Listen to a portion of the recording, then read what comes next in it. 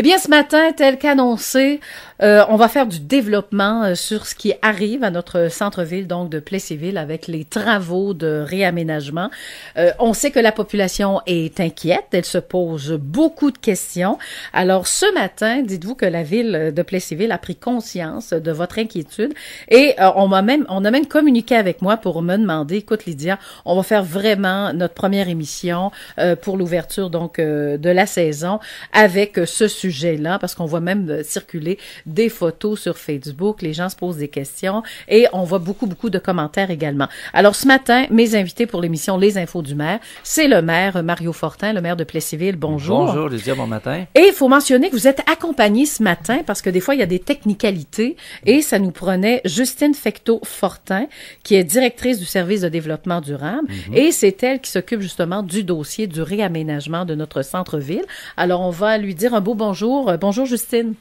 Bonjour Lydia. Alors, restez avec nous. Des fois, on ne sait jamais, côté technicalité, on va avoir besoin de vous.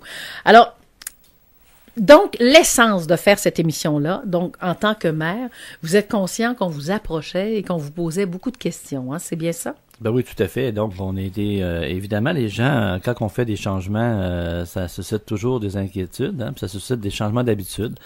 Et évidemment, les gens ont des questions légitimes. Et évidemment, on a lu tout comme vous, tous les commentaires qu'il y a dans les médias sociaux, même sur la rue quand on croise les gens, parce qu'il n'y a pas juste les médias sociaux, mais on est très conscient des questions des gens. Et ce matin, ben, ça me permet d'avoir l'occasion de de répondre aux questions, puis aussi de donner de la bonne information, parce que souvent, sur les médias sociaux, il y a pas toujours des bonnes informations qui circulent, hein.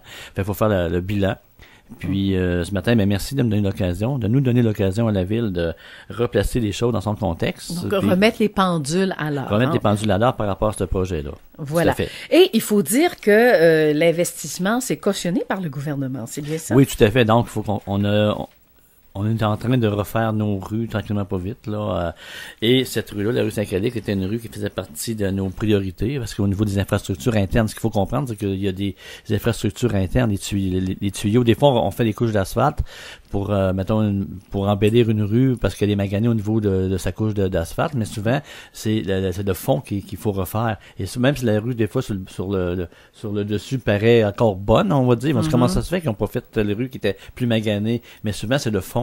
Et les tuyaux étaient à refaire. Donc là, on a une subvention du gouvernement, 41% des subventions pour refaire notre rue principale et de là les travaux. Oui. Et tant qu'à faire des travaux, ben on s'est dit on va rénover aussi. Ben, tout à fait. C'est que tant qu'à faire des travaux, faut les refaire dans l'optique des 50 prochaines années, là. Hein? Faut avoir une vision à long terme de comment qu'on veut notre centre-ville pour les prochaines années et aussi selon les, je dirais, les nouvelles normes puis selon aussi ce qui se fait aussi ailleurs et ce qui se fait maintenant au niveau de l'urbanisme, au niveau des développements de rues principales.